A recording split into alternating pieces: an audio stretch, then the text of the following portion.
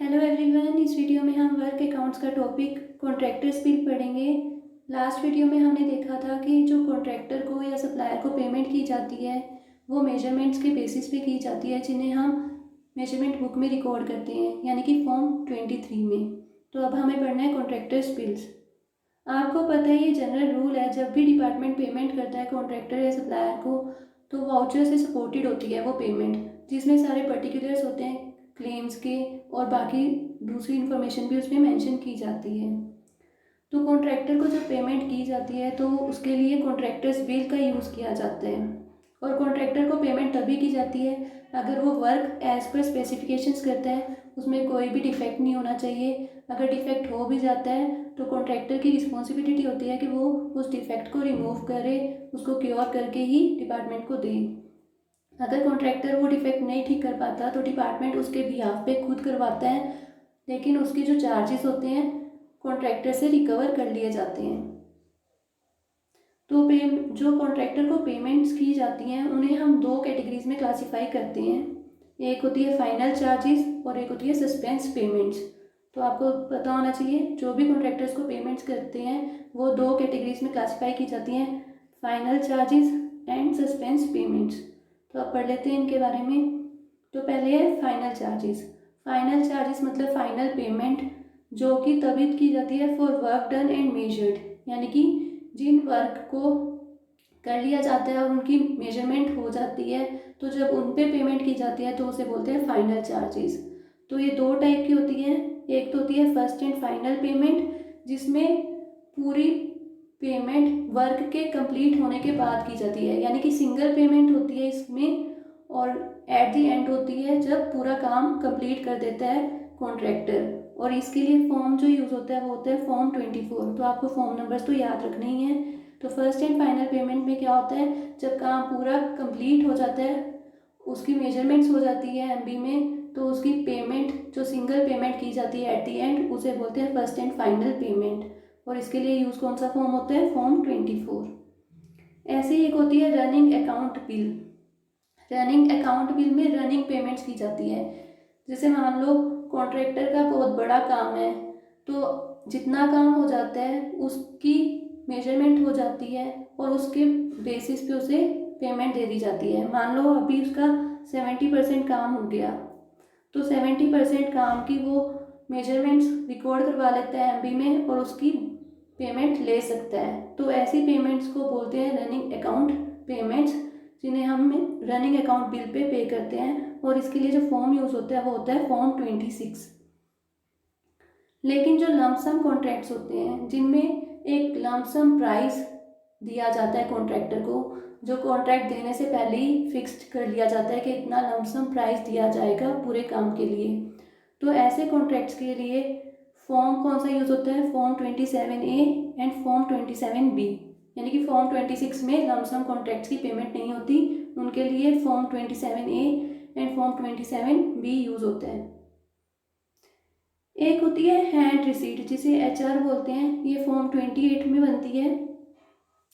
ऐसी पेमेंट्स या ऐसे एडवांसेस जिनको हम फॉर्म 24 में या 26 में पे नहीं कर सकते, उनके लिए हम हैंड रिसीट यूज़ करते हैं।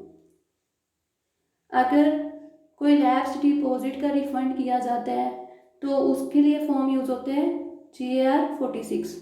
तो यानी कि लैप्स डिपॉजिट्स का अगर रिफंड किया जाता है तो उसके लिए फॉर्म यूज़ होते हैं GAR 46। तो आपको ये सारे फॉर्म्स याद होने चाहिए। अभी हमने देखा फाइनल चार्जेस वाली क्लासिफिकेशन, अब हम देखेंगे suspense accounts. Suspense payments, suspense payments में तीन कैटेगरीज हैं। एडवांस पेमेंट्स जो हमने लास्ट वीडियो में भी पढ़ा था, ये कब की जाती है, जब वर्क डन हो जाता है लेकिन मेजरमेंट होती नहीं उसकी। सिक्योर्ड एडवांस, जब कॉन्ट्रैक्टर काम करने के लिए काम की साइट पे कुछ मटेरियल ले आता है तो उसके अगेंस्ट जब वो पेमेंट दी जाती है, उसे जो एडवांस दिया जाता है उसे सिक्योर्ड एडवांस कहते हैं और इसके लिए फॉर्म 26 से यूज़ किया जाता है। ये सब कुछ हम लास्ट वीडियो में पढ़ चुके हैं। कॉन्ट्रैक्टर्स अदर ट्रांजेक्शन्स, ये भी बाकी की जो ट्रांजेक्शन्स होती है कॉन्ट्रैक्टर के साथ, जैसे उसको कोई फ़ाइन चार्ज किया जाता है डीले के वजह से या डिफेक्टिव वर्क की वजह से या उससे कोई भी रिकवरी की जाती है, जैसे इनकम टैक्स की, सिक्योरिटी डिपॉजिट की, तो ये सारी किस में आती है? कॉन्ट्रैक्टर्स अदर ट्रांजैक्शंस में। अब नेक्स्ट टॉपिक है रिकवरीज फ्रॉम पेमेंट्स। अभी तक हमने देखा कि कॉन्ट्रैक्टर्स को किस किस चीज़ के लिए पेमेंट की जाती है। अब हमने देखना है कि कॉन्ट्रैक्टर से कौन कौन सी रिकवरी की जाती है। तो जो रिकवरीज की जाती है कॉन्ट्रैक्टर से, वो कॉन्ट्रैक्टर के बिल से ही रिकवर किया जाता है। और दो टाइप की रिकवरीज होती हैं। एक तो रिकवरीज ऐसी होती हैं जो सेम वर्क को क्रेडिट की जाती हैं, जिस वर्क का बिल होता है उसी वर्क को क्रेडिट की जाती है। और कुछ रिकवरीज ऐसी होती हैं जो दूसरे वर्क को क्रेडिट की जाती हैं, दूसरे हेड ऑफ अकाउंट्स में क्रेडिट की जाती हैं। तो देख लेते हैं कौन सी रिकवरीज हैं जो सेम वर्क को क्रेडिट की जाएंगी। अगर पीडब्ल्यूडी स्टोर से मटेरियल इशू किया जाता है उस कॉन्ट्रैक्टर को उस काम को करने के लिए, तो उसकी कॉस्ट रिकवर करेंगे। तो वो कौन सी उसी सेम वर्क को जाएगी, क्योंकि उसी वर्क पे मटेरियल यूज़ हुआ है, तो उसकी जो कॉस्ट रिकवर की गई है तो उसी वर्क को चार्ज की जाएगी। अगर वर्क डिफेक्टिव वर्क है तो उस पर जो फाइन लगा है वो भी सेम वर्क को क्रेडिट किया जाएगा। अगर डिपार्टमेंट कॉन्ट्रैक्टर के बिहाफ पे कोई डिफेक्ट ठीक करवाता है तो उसके चार्जेस रिकवर करता है, तो वो भी वर्क से रिलेटेड है, तो सेम वर्क को क्रेडिट किए जाएंगे। तो आपको ध्यान रखना है, ये रनिंग अकाउंट बिल बनाते हुए आपको पता होना चाहिए। इससे क्वेश्चंस पूछे जाते हैं, प्रैक्टिकल क्वेश्चंस भी इन पे बनते हैं। तो आपको ध्यान रखना है सेम वर्क को कौन कौन सी रिकवरीज चार्ज की जाएंगी। Fine for defective work, same work है जिस पे डिफेक्ट है तो उसी सेम वर्क को ये रिकवरी चार्ज की जाएगी। अगर डिपार्टमेंट उस कॉन्ट्रैक्टर के बिहाफ पे डिफेक्ट ठीक कर रहा है तो उससे वो जो कॉस्ट रिकवर की जा रही है वो भी सेम वर्क को क्रेडिट की जाएगी। और जो मटेरियल उसे इशू किया गया है उस काम को करने के लिए, तो उसकी जो कॉस्ट रिकवर की जाती है वो भी सेम वर्क को क्रेडिट की जाएगी। नेक्स्ट कैटेगरी है recoveries creditable to other works, या फिर दूसरे हेड ऑफ अकाउंट्स में जो भी रिकवरीज क्रेडिट की जाती हैं उनके बारे में हमें पढ़ना है। जैसे सिक्योरिटी डिपॉजिट है, इनके लिए कॉमन हेड ऑफ अकाउंट्स हैं, तो सभी वर्क्स की जो भी सिक्योरिटी डिपॉजिट लिया जाता है वो एक ही हेड में जाती है। तो यानी कि पर्टिकुलर वर्क के लिए पर्टिकुलर वर्क में नहीं हम क्रेडिट कर रहे। इनकम टैक्स, जैसे इनकम टैक्स के लिए हेड है 8658 का, जिसे सस्पेंस हेड कहते हैं, इस हेड में डालते हैं टीडीएस की रिकवरी को। अगर पीडब्ल्यूडी डिपार्टमेंट से वो tools and plants, machinery, equipment hire करता है तो उसके जो चार्जेस होते हैं रिकवर किए जाते हैं, तो वो भी इस कैटेगरी में आएंगे। अगर वो वर्क को करने में टाइम लगाता है, डिले करता है, तो जो फाइन चार्ज किया जाता है वो भी इस कैटेगरी में आएगा। जो फाइन है उसे हम एज रेवेन्यू रिसीट मानते हैं, तो इसलिए यानी कि हम दूसरे हेड में इसे क्रेडिट करेंगे, सेम वर्क में क्रेडिट नहीं कर रहे। अगर कोर्ट अटैचमेंट की वजह से कोई रिकवरी हुई है या किसी और डिपार्टमेंट के बिहाफ पे रिकवरी की गई है तो वो भी इस कैटेगरी में आएगी। मोबिलाइजेशन एडवांस अगर दिया था उसे तो उसकी रिकवरी की गई है तो वो भी इस कैटेगरी में आएगी, यानी कि क्रेडिटेबल टू अदर वर्क या अदर हेड ऑफ अकाउंट्स। एक रजिस्टर ऑफ रिकवरीज बनता है फॉर्म 95 में, जिसमें हम इन रिकवरीज की मेंटेनेंस करते हैं कि हाँ, जिसमें वॉच आउट करते हैं कि ये रिकवरीज हो रही हैं। जैसे फाइन ऑफ डिले या कोर्ट अटैचमेंट की रिकवरी को देखने के लिए ये रजिस्टर बनाया जाता है। तो आपको रजिस्टर फॉर्म याद रखना है, register of recoveries form 95। Next is mobilization advance, ये इम्पोर्टेंट है, आपको पता होना चाहिए। ये एक टाइप का ये है कि अगर बहुत ज़्यादा कॉस्ट का प्रोजेक्ट होता है, कॉन्ट्रैक्ट बहुत ज़्यादा कॉस्ट का है, तो कॉन्ट्रैक्टर को थोड़ी हेल्प करने के लिए, ताकि उसके पास कैपिटल हो यूज़ करने के लिए, तो उसको मोबिलाइजेशन एडवांस दे दिया जाता है। किन केसेस में दिया जाता है? स्पेशलाइज्ड या कैपिटल इंटेंसिव वर्क्स के लिए दिया जाता है जिनकी कॉस्ट 2 करोड़ से कम ना हो, यानी कि ऐसे प्रोजेक्ट्स जिनकी कॉस्ट 2 करोड़ या 2 करोड़ से ज़्यादा होती है उनके लिए मोबिलाइजेशन एडवांस दिया जाता है। और मोबिलाइजेशन एडवांस की जो वैल्यू है वो कितनी होनी चाहिए? Not more than 10% of the tendered value. जो उस प्रोजेक्ट की टेंडर्ड वैल्यू होती है उसकी 10% से ज़्यादा नहीं होनी चाहिए, या फिर 1 करोड़, जो भी इन दोनों में से कम है वो एडवांस की अमाउंट हो सकती है। और इन जो मोबिलाइजेशन एडवांस देते हैं वो एक टाइप का लोन है, तो इस पर इंटरेस्ट भी चार्ज किया जाता है। तो जो सिंपल इंटरेस्ट चार्ज किया जाता है वो एट द रेट ऑफ 10% किया जाता है पर एनम। और इसमें जो इंटरेस्ट है वो डेट ऑफ पेमेंट पे भी चार्ज किया जाता है और डेट ऑफ रिकवरी पे भी, यानी कि दोनों डेज ये इंक्लूसिव होते हैं इंटरेस्ट को कैलकुलेट करने के लिए। जो मोबिलाइजेशन एडवांस है वो रिस्पेक्टिव वर्क को क्लासिफाई किया जाता है, और लेकिन जो इंटरेस्ट उसके ऊपर रिकवर किया जाता है उसे किस हेड में डाला जाता है, इंटरेस्ट वाला जो हेड होता है 0049। ये इंटरेस्ट हेड आपको याद रखना है, इंटरेस्ट का जो हेड होता है वो होता है 0049। तो इंटरेस्ट की जो रिकवरी है वो किस में आएगी, 0049 इंटरेस्ट रिसीट्स में।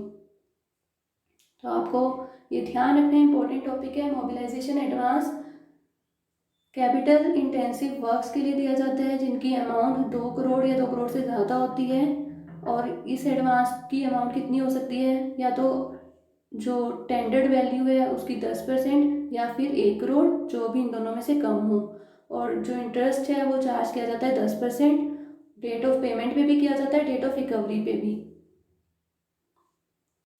Next is security deposit. जब भी कॉन्ट्रैक्टर को कोई वर्क अलॉट किया जाता है तो कॉन्ट्रैक्टर को उस वर्क की जो टेंडर्ड वैल्यू होती है उसका 5% डिपॉजिट कराना पड़ता है एज परफॉर्मेंस गारंटी।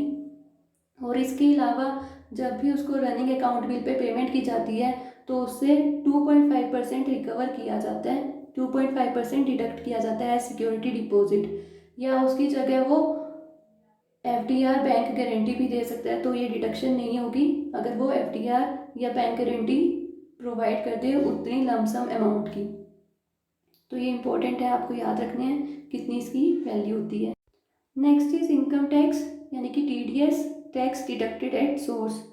जो इनकम टैक्स 1961 है उसके सेक्शन 194C के अकॉर्डिंग TDS कटता है अगर कॉन्ट्रैक्टर इंडिविजुअल या हिंदू अनडिवाइडेड फैमिली का होता है तो 1% कटता है। अगर दूसरे कॉन्ट्रैक्टर होते हैं जैसे कंपनीज होगी, फर्म्स होगी, तो उनका कितना कटता है, 2%। और साथ में कंडीशन है उसकी जो अमाउंट होनी चाहिए एक टाइम पे 30,000 होनी चाहिए, या पूरे फाइनेंशियल ईयर में कम से कम 1 लाख होनी चाहिए। जो TDS की अमाउंट है वो किस हेड में क्रेडिट की जाती है, 8658 सस्पेंस अकाउंट में, यानी कि TDS सस्पेंस में। ये वाला क्वेश्चन इस बार पूछा हुआ था। नेक्स्ट चीज, जब भी PWD स्टोर से कॉन्ट्रैक्टर को कोई मटेरियल इशू किया जाता है वर्क को करने के लिए तो उस मटेरियल की कॉस्ट उससे रिकवर की जाती है। ये टॉपिक हम अलग से पढ़ेंगे, इसके लिए मैं अलग से वीडियो बनाऊंगी, issue of materials from PWD stores. But इसका थोड़ा सा पार्ट यहाँ पे भी करना बहुत इम्पोर्टेंट है ताकि हम रनिंग अकाउंट बिल बना पाए, तो इसलिए यहाँ पे थोड़ा सा मैं कवर कर रही हूँ इसको। तो फर्स्ट पॉइंट कहता है कि अगर कॉन्ट्रैक्टर का जो एग्रीमेंट है वो लेबर एग्रीमेंट है जिसमें वो सिर्फ लेबर प्रोवाइड करेगा, तो अगर उस केस में उसे मटेरियल इशू किया जाता है तो उसकी कॉस्ट उससे रिकवर नहीं की जाती। तो आपको ये पॉइंट ध्यान रखना है, लेबर कॉन्ट्रैक्ट्स के केस में मटेरियल इशू अगर किया जाता है तो उसकी कॉस्ट रिकवर नहीं की जाती। लेकिन अगर कॉन्ट्रैक्टर को मटेरियल इशू किया जाता है as per the terms of the contract, तो उसकी जो कॉस्ट है वो रिकवर की जाएगी उस रेट पे जो कॉन्ट्रैक्ट में रेट स्पेसिफाई किया होगा। बहुत इंपॉर्टेंट है ये चीज़, ये पॉइंट्स। अगर कॉन्ट्रैक्टर को मटेरियल इशू किया जा रहा है एज पर टर्म्स ऑफ द कॉन्ट्रैक्ट, तो जो कॉस्ट है उसकी मटेरियल की रिकवरी की वो किस रेट पे की जाएगी, जो कॉन्ट्रैक्ट में रेट स्पेसिफाई किया गया है उसी रेट पे उससे रिकवरी की जाएगी। अब कुछ केसेस में ऐसा होता है कि कॉन्ट्रैक्ट में टर्म्स नहीं होती कि मटेरियल इशू किया जाएगा कॉन्ट्रैक्टर को, तो कई बार ऐसे कॉन्ट्रैक्ट्स में भी जो कॉन्ट्रैक्टर होता है वो रिक्वेस्ट करता है कि मुझे मटेरियल इशू कर दो, तो उस केस में ऐसी का अप्रूवल लिया जाता है, यानी कि सुपरिटेंडिंग इंजीनियर अप्रूवल देता है ऐसे केसेस में मटेरियल इशू करने का। और जो रेट चार्ज किया जाता है उस मटेरियल की कॉस्ट को रिकवर करने के लिए वो 3 रेट फॉर्मूला से किया जाता है, कि 3 रेट फॉर्मूला का यूज़ करते हैं ऐसे केसेस में। तो 3 रेट्स देखे जाते हैं और उनमें से जो हाईएस्ट होता है वो चार्ज किया जाता है। तो कौन कौन से रेट देखे जाते हैं? इशू रेट, जिसमें स्टोरेज चार्ज भी लगाया जाता है, मार्केट रेट उस मटेरियल का, और साथ में कॉस्ट ऑफ वर्क, जो एस्टिमेटेड कॉस्ट ऑफ वर्क होती है, और साथ में प्लस माइनस करते हैं उस परसेंटेज को जिस पे उसे वर्क को अलॉट किया गया है। तो इन तीनों रेट्स को कंपेयर किया जाता है, जो इनमें से हाईएस्ट होता है वो चार्ज किया जाता है कॉन्ट्रैक्टर को। कई बार क्या होता है, जब कॉन्ट्रैक्टर को मटेरियल इशू किया जाता है डिपार्टमेंट के द्वारा, तो रिक्वायरमेंट से ज़्यादा इशू कर दिया जाता है। तो अगर ऐसा होता है तो कॉन्ट्रैक्टर के पास कोई अथॉरिटी नहीं है उस एक्सेस मटेरियल को डिस्पोज ऑफ करने की, या फिर रिमूव करने के लिए, या खुद ही बेच देने की। उस वो बाउंडेड होता है कि वो जो एक्सेस मटेरियल है उसे डिपार्टमेंट को वापस करे, और वही रेट पे उससे वापस लिया जाता है जो उससे चार्ज किया होता है। साथ में कुछ डिडक्शंस भी कर लेते हैं अगर कोई डैमेज होता है उस मटेरियल पे। तो ये हमने यहाँ पे कॉन्ट्रैक्टर्स बिल कवर कर लिया है। नेक्स्ट वीडियो में हम रनिंग अकाउंट बिल पढ़ेंगे, बहुत इम्पोर्टेंट टॉपिक है वो भी। उसको समझने के लिए आपको ये वाली वीडियो अच्छे से सुननी है बड़े ध्यान से, और इस टॉपिक को अच्छे से रिवाइज करना है, तभी आगे की चीज़ें आपको क्लियर होंगी। Thank you.